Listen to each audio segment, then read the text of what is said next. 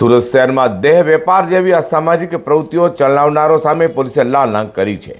સુરતના અઠવા પોલીસે બાતમીના આધારે સગરામપુરા ઝંડા શેરીમાં યશોદા રેસિડેન્સી ખાતે ચાલતા કૂટણખાના પર દરોડા પાડી લલ્લાઓને મુક્ત કરાવી 5 ગ્રાહકો સહિત સંચાલક દંપતીની ધરપકડ કરી હતી। સુરત પોલીસ કમિશનર અનુપમસિંહ ગેહલોત, સંયુક્ત પોલીસ કમિશનર સેક્ટર 2 કેન્ટ Damor, DCP zone four doctor Nidhi Thakor અને એસીપી જે ડિવિઝન વીઆર મલ્હોત્રા દ્વારા બહારથી મહિલાઓને દેહ વેપાર માટે બોલાવી કૂટણખાનું ચલાવનારો સામે નજર રાખવા અને કાર્યવાહી કરવા આપેલા આદેશને લઈને Athwa police inspector I M Hudad, second PI RR મકવાણાની ટીમ પેટ્રોલિંગમાં હતી। તે પીએસઆઈ આર મહિડાની ટીમના unarmed constable Shaktisinh Pratapsinh, unarmed constable Chetansinh Kalubhai, unarmed constable Dinesh Kukabhai અને વુમન પોલીસ કોન્સ્ટેબલ ધર્મિષ્ઠાબેન જેન્દ્રભાઈને મળેલી બાતમીના આધારે અઠવા પોલીસે સગરામપુરા ઝુંડા શેરીમાં આવેલા યશોદા રેસિડેન્સીમાં દરોડા પાડી ત્યાંથી દેહ વેપાર ચલાવનારા દંપતી અશોક બંસી તરાય તથા તેની પત્ની અને 5 ગ્રાહકો કનૈયા ગાંધી પ્રધાન, રમજાન શેખ, પપ્પુના કાલુ પટિયાર, સુબો વાસુદેવ સોરેન અને સફીઉદ્દીન સમાદ માલિકને ઝડપી પાડી લલ્લાઓને મુક્ત કરાવી હતી।